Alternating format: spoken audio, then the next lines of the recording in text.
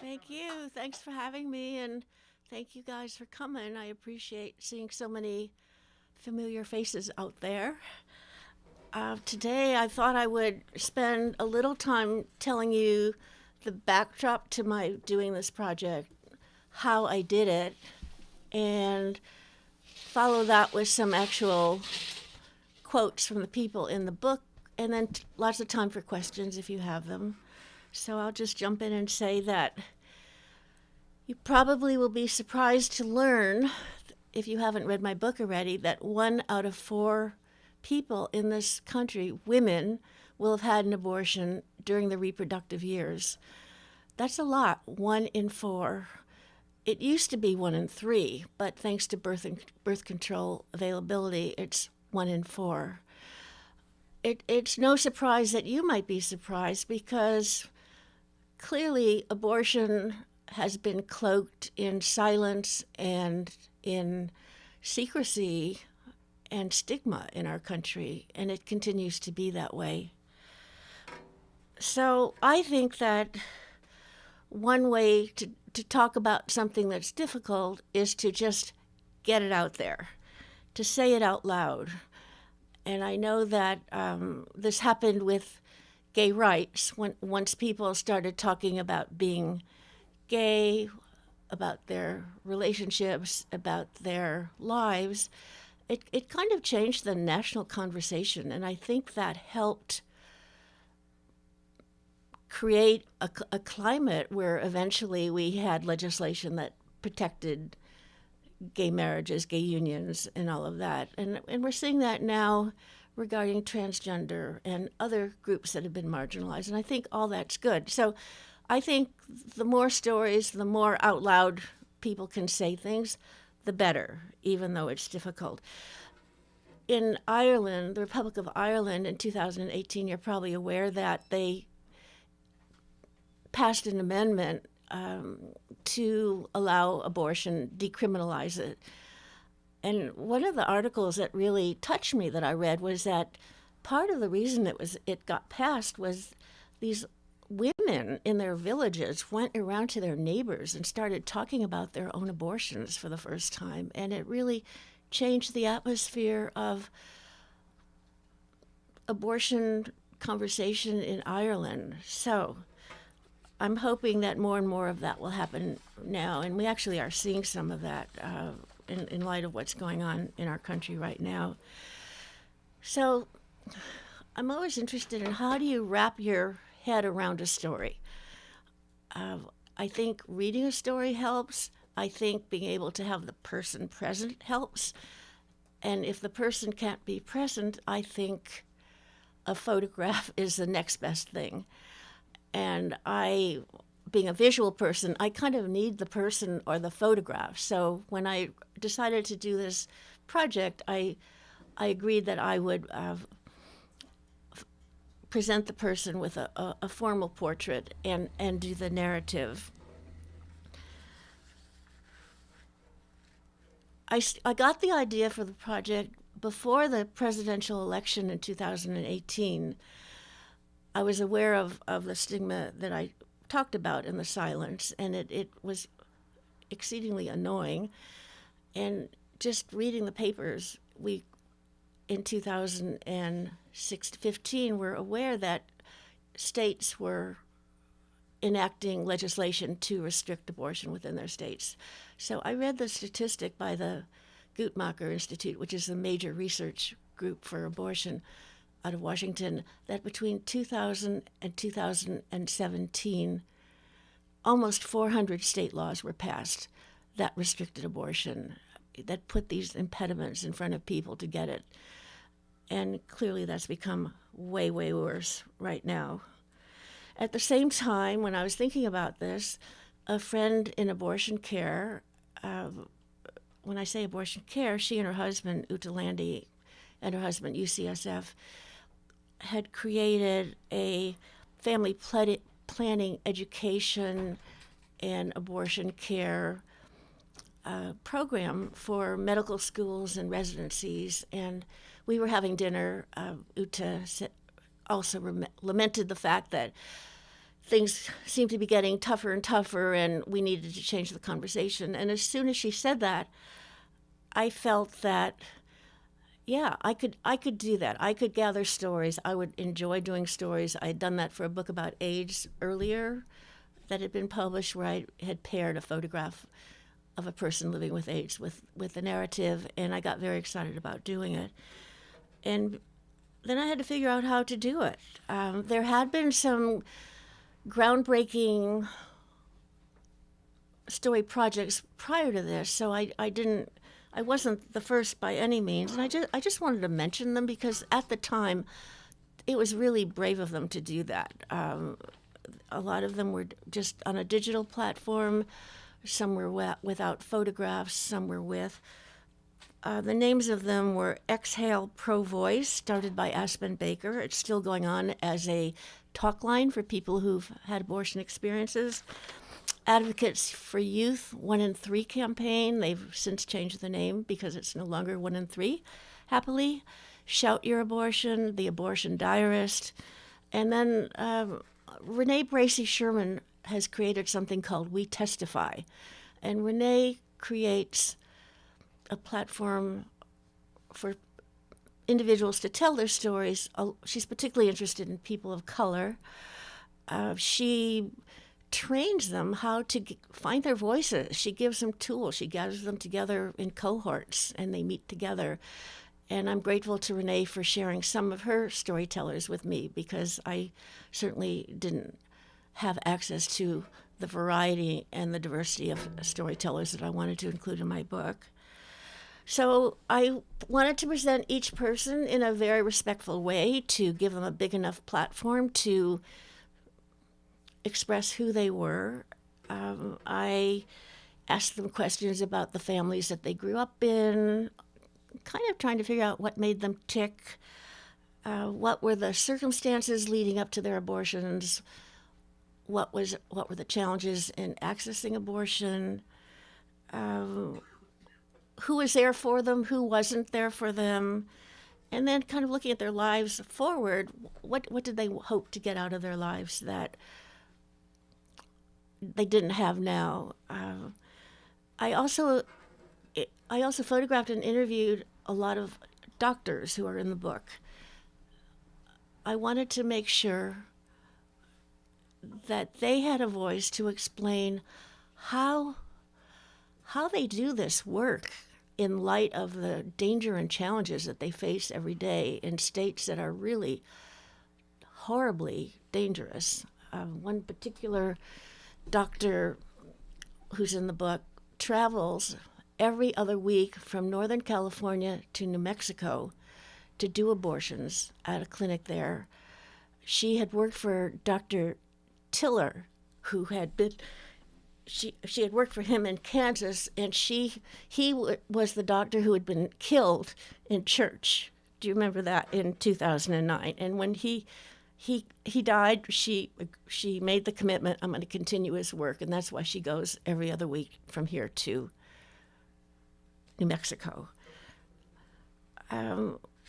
So there is this world out there of committed, connected individuals who are doctors, volunteers, escorts, social workers, counselors, researchers, escorts, meaning somebody who will take a person showing up at a clinic through the protesters into the clinic. They're called escorts, and they wear an orange vest usually to be distinguished from everybody else.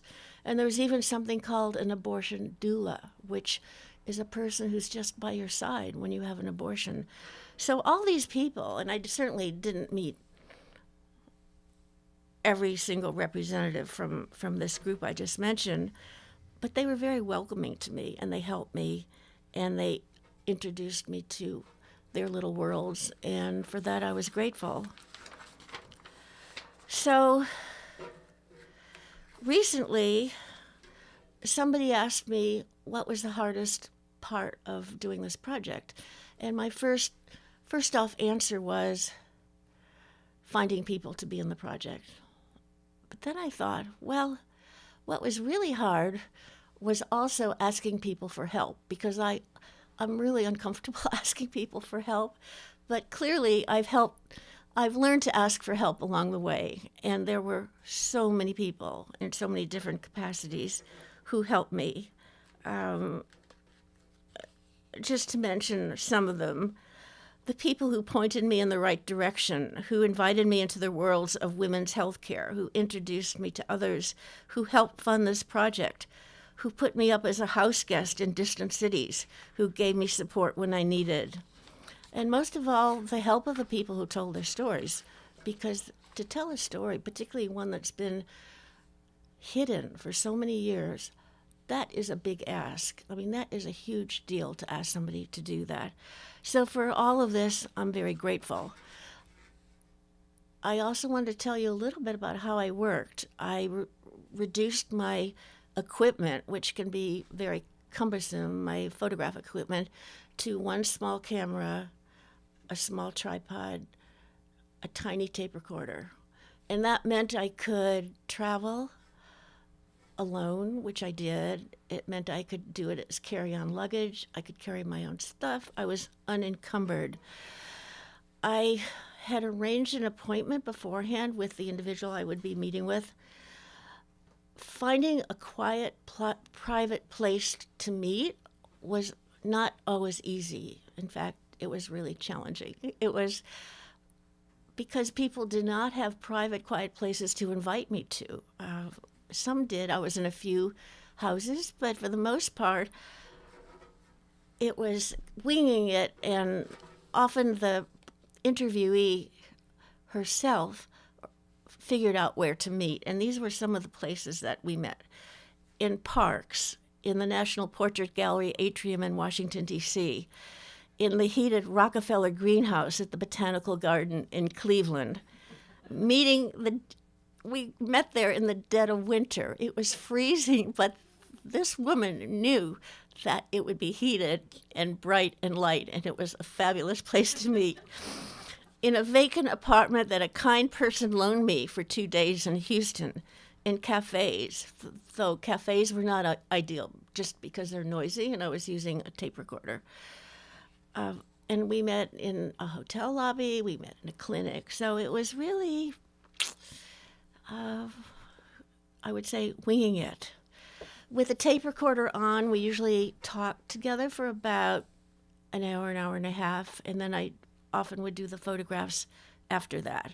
Coming back to my house later, I would have word for word the interview transcribed by a professional transcriber, do the edit, send it off to the person who had been interviewed to see if they had any changes to make, and then move on from there.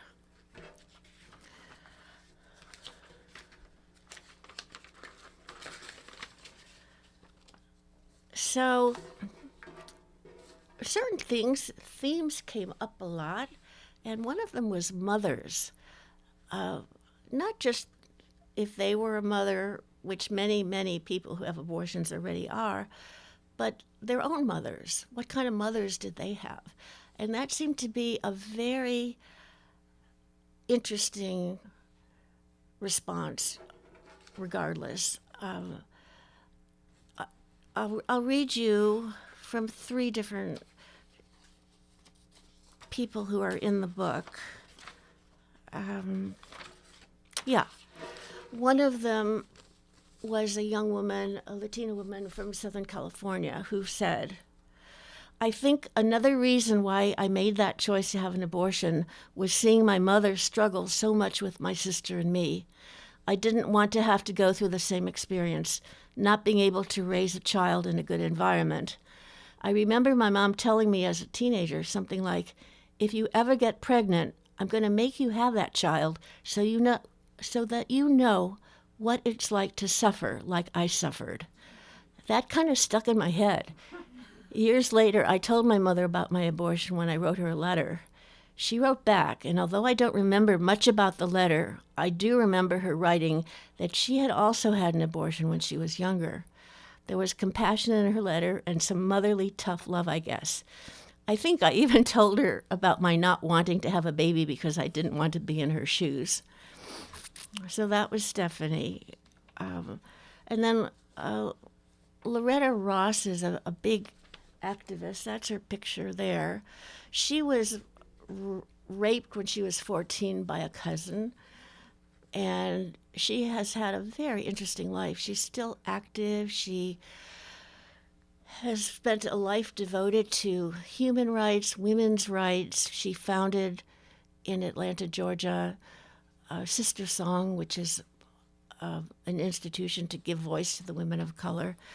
So this is what she wrote about her mother, one of the many things she wrote about her mother. When my mother knew I was pregnant, she stuck me in a home for unwed mothers. Going to a home for unwed mothers to hide is what people did in the 60s. Many, many years later, I learned that my mother's overreaction to my confession that I was pregnant through incest was because she had been incested herself from age 8 to 16. She declined a chance to go to college in her hometown because it would have meant living with her uncle who was abusing her. And so she had a lot of rage and unhealed hurt packed into her life around my childhood sexual abuse. And then the last person to speak about her mother today is Shiloh. I met her in Texas, and she wrote of her mother, "Before my abortion, I hadn't heard of anyone who had ever had an abortion except for my mom.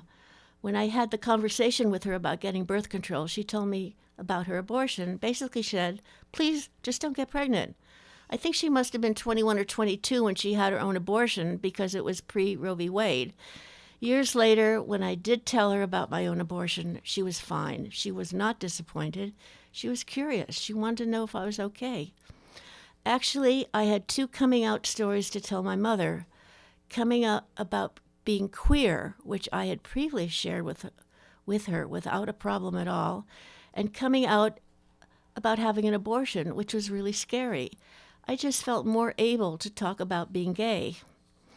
After I told my mother about my abortion, I felt like I was released from years' worth of pressure to be a certain way or maintain a certain set of expectations. Once we had spoken, I felt like, well, I'm good for the rest of my life. So the last 2 quotes I want to read have to do with religion, because I asked people about religion and how and if it affected their decisions to have an abortion. So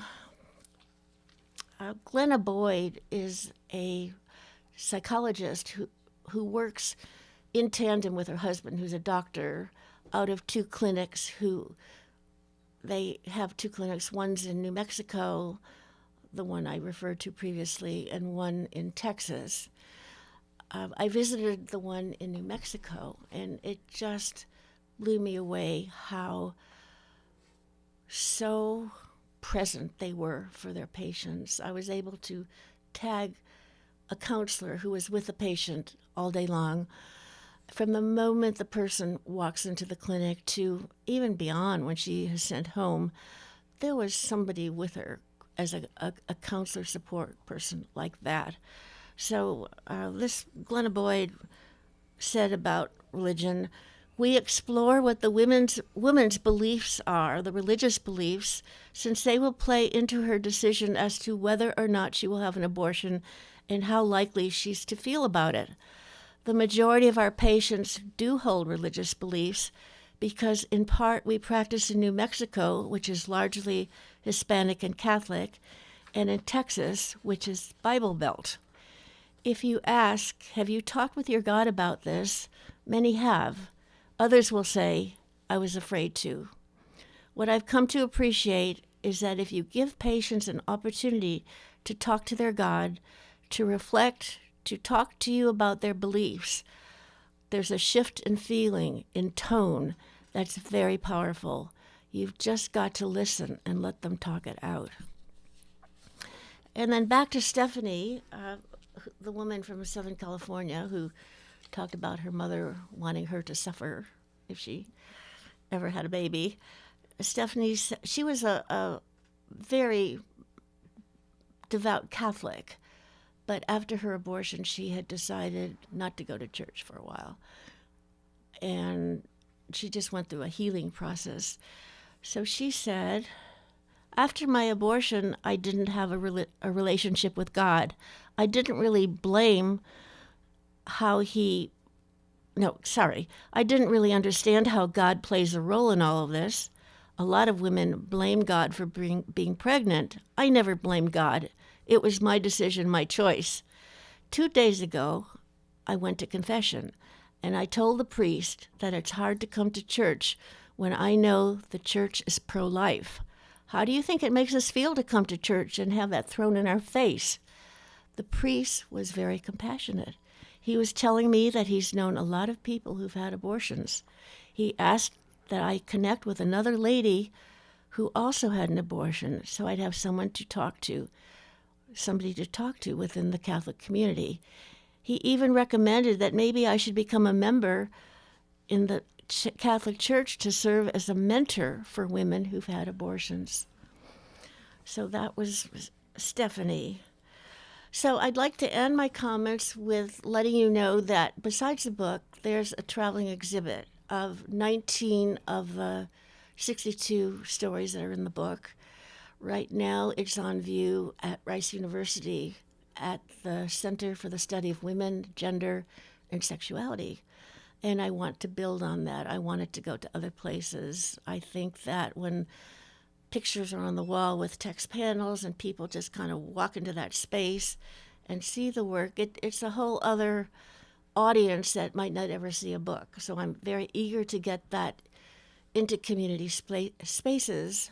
So think libraries, community centers, clinics, houses of worship, women's resource centers, colleges. So if any of you have any ideas, let me know. I've got a whole little fact sheet which gives details of the exhibit. It all travels in a very reasonably sized crate. And here I am asking for help again. See? It never ends. So that's the end of my presentation, and I would love to hear comments and questions from all of you out there. Thank you.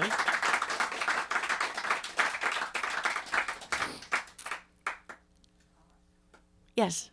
I have a kind of a technical question, but when you said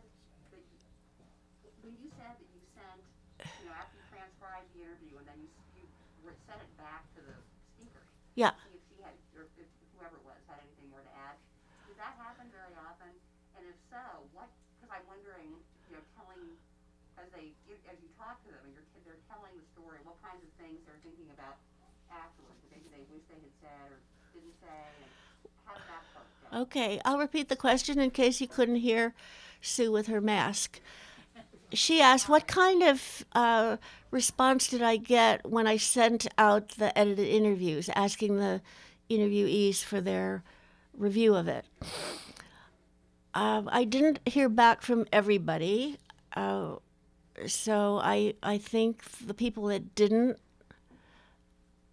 send it back or write back were okay with it.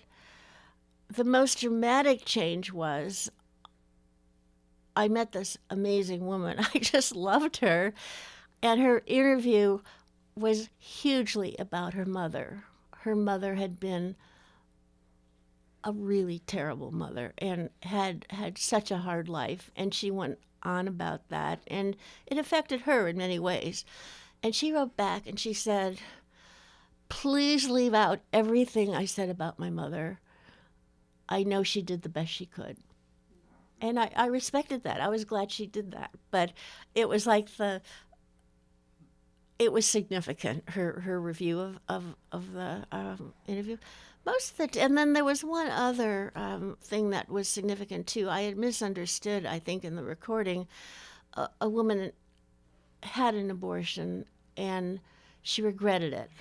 She regretted it mostly because she felt her family was not there to support this child that would have been born.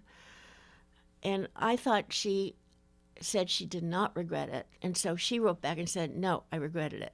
So that was important too, Nothing in terms of content came up that way that was so serious, but I was really grateful to have the feedback to know that that was it. Other things were, I'm just trying to think. If anything else comes to mind, I'll bring it up. But those are the two most dramatic ones. Yeah.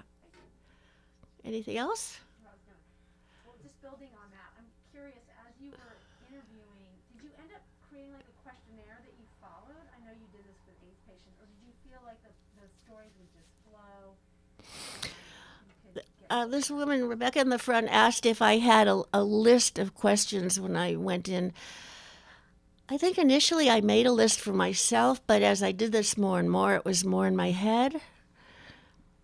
And it changed depending on who I was talking to and where it led. I mean, sometimes it led down paths I wouldn't have imagined. But there were certain things I did ask pretty much across the board, like the family you grew up in and religion and mothers and all of that. Yeah. Was it finding people you talked about as being difficult? Was it did a lot of people it's hard to find people who you know to reach out to, even though there's so many people that have Right. emotions, but or is it more people willingness to speak publicly, and then did you have people that spoke to you and then said, you know, I'm nervous about doing this, or It's people what? were the people that spoke to you and then said they did not want to be in the book because No. the public part is there's does that make sense? So the question is, how did I find people to be in the stories, and did anybody come forth to tell their story and then have a change of mind? Is that correct? Yeah. So, to answer the second part first, nobody came forth to be in the project and change their mind. I think the weeding out came before that nobody who had concerns came forth. However, there was one person that I met in the National Portrait Gallery in Washington, and she was very, very, very nervous after the story. And she talked about being very, very nervous. And she said, I'm nervous because my father, who was an OBGYN, wouldn't care that I had an abortion. He'd care that I had sex without being married. And so I left her out. You know, I didn't want anyone who had qualms about it to actually be in it, and she clearly did. In terms of finding people, it came in such bizarre ways. I was at a NARA lunch 4 years ago, I think, and a woman came up to me and said, I heard about your project and I want to be in it. And she's the oldest person now in my book because she volunteered, and she had a dramatic story that happened when she was a teenager, and now she's probably 87 or 88, and she wanted to tell her story. I had my hair cut by a woman I've known for 25 years, and just telling her about my project and chatting, she said, oh, I'll be in your project. And she, in turn, told other of her clients about my project, and nobody wanted to be in it. So who knew? I mean, it just... and then people, since the project, or since I'm no longer looking for a project, now that the book is out and people have seen it, it's really interesting how many people are telling me they had abortions. People that I've known for a really long time who feel more comfortable in talking about it. So that's what I'm hoping is going to happen across the board. That not because of my book, but in general, and you know, Barbara Lee and politicians and all kinds of people are now telling their stories, and it's got to have an effect, I think, just to normalize the fact that 1 out of 4 people have abortions, and it should be a part of health care. It should be available. Not that it's good or bad or should be politicized, but It should be available. It should be the woman's choice. That's it. Anything else? Oh, and then to answer Phil's question, people help me, like at, you know, no health professional can say, give me the name of somebody, but at a general clinic here, I was able to put up a notice and I got people to sign up their names and found people that way and through introductions and through Renee, whom I mentioned earlier. So there are multiple ways. And probably I could have done this project for 10 more years and found so many different kinds of stories because I think everybody's story is pretty unique, pretty different. And I think there are about 20 people I photographed and interviewed that are not in the book that were left out for editorial reasons. It was just too many people.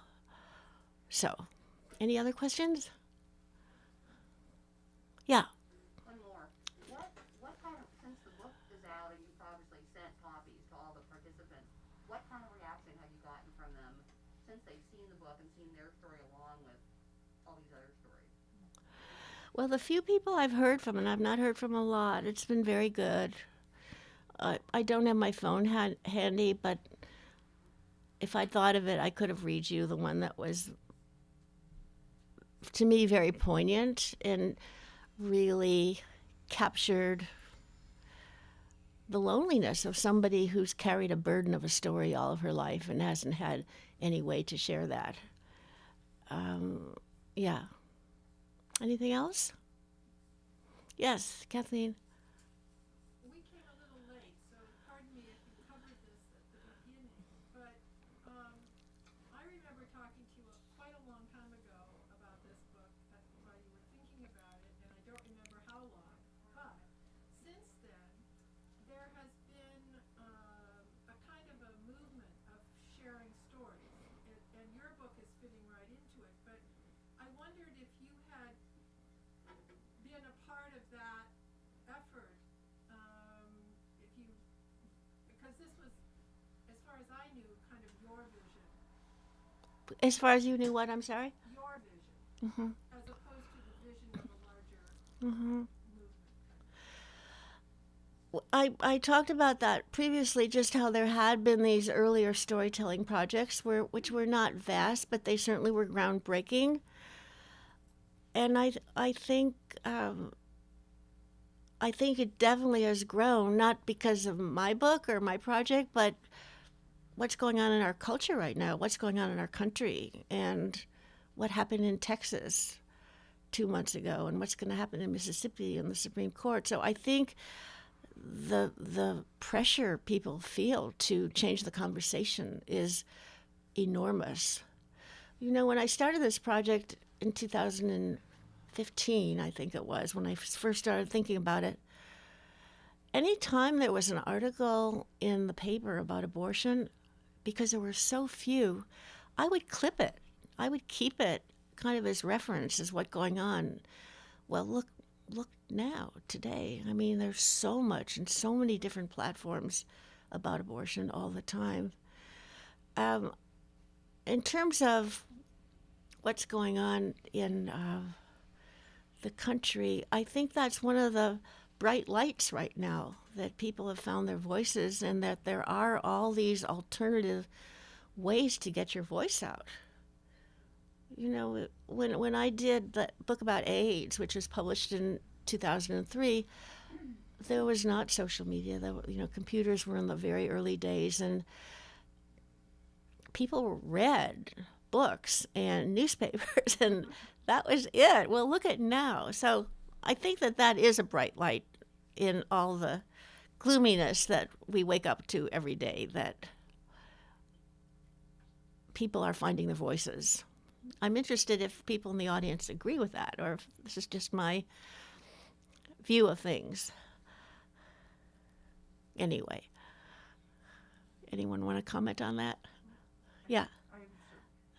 So my question is, now that you've put yourself out there as a pro-choice advocate and people, someone who's encouraging storytelling, have you gotten any negative feedback? Do you feel like you're in the center of a culture war or anything like that? The question was, have I gotten any negative feedback from being public about this project and my views? And the answer is no, and probably a more accurate answer would be not yet. And part of it is because the book has not had much exposure. I mean, this is the first reading I've done, and I hope it will get more exposure. But I think people who are blogging and out there texting people, like my friend in the back row, they get vitriol all the time, and you just have to deal with it, right? Anyway, but so far, no. Yeah. Is there any chance of giving more view of your work in the political campaigns that are coming up next year? And, are there states, for example, if there was somebody running against the governor of Texas, let's say Beto was going to run, it's been in the wind. Yeah. Would there ever be an opportunity to highlight this issue with an event that he put on? Because he's liable to want to shine a light on this issue and maybe get some prominent people in the community to kind of give their stories that parallel these stories. I'm just wondering if there's a chance to do Well, that. that would. I don't know how you do it. Yeah, I wanted to send, and I have a copy to Nancy Pelosi and other people who have this political arena, just to find out where to send it, who to send it. It took so many phone calls, and it took so much time. So, yes, I'm working with, for the first time, an intern, a paid intern, who can help me with something like that, and I think that's a really good idea. Because, I suspect from people in this audience, I know somebody who could probably get it in Beto's hands if he does run. Yay. James Carvel in Louisiana would probably push this if he could just get ways to him. Yeah. Not that I have lunch with either of them.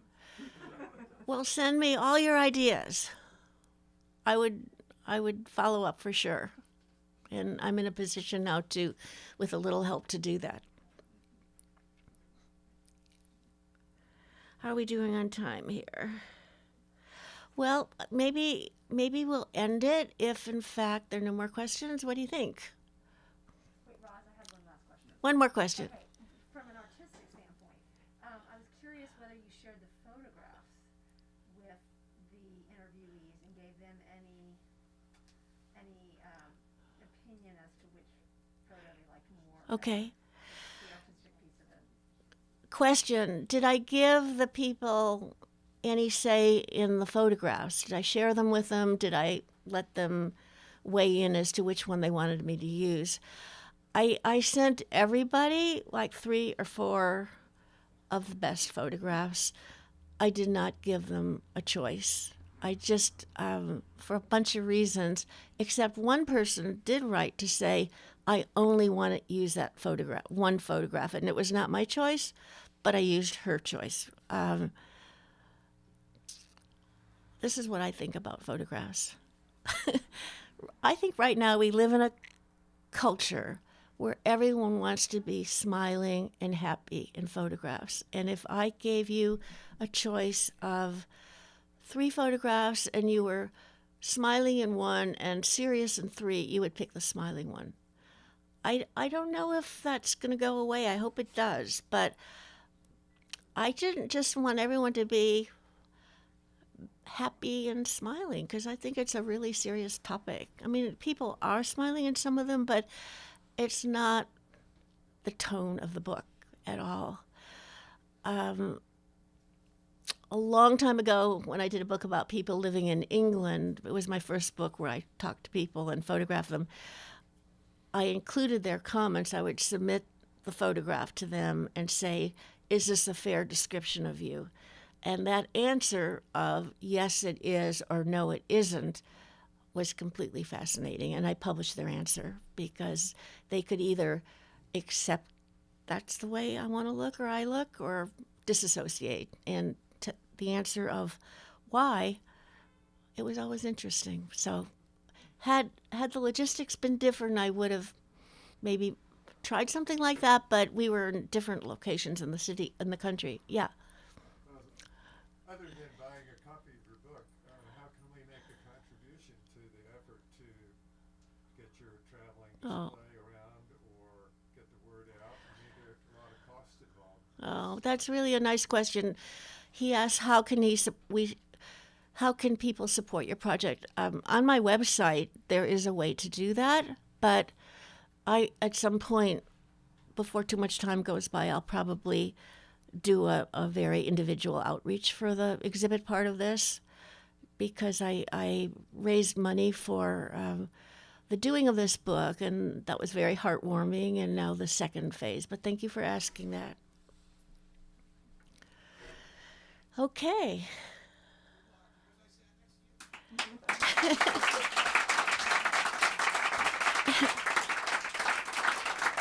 So everybody's invited to, as long as we're out of here in 20 minutes, you can linger, you can come back and hear country western music, you can buy Christmas presents for your friends, you can do all kinds of things. All right, yeah, thanks, Roslyn. Thank you. Thanks for the project. And we'll keep a few copies on hand in the bookstore, but definitely buy one today. It appeals to that notion for many reasons, many very good reasons. Thanks a lot. Okay, thank you. Yeah, and then feel free to hang around, but once you start to see musicians come in, especially if they're carrying stuff, if at that point you all could be nice enough to go out to the sidewalk, it'll make our lives a lot easier for that. But that's probably 15 minutes away. Yes? Are there books up there? Yes, we have some registered. All right. So you got this order okay? Okay, great.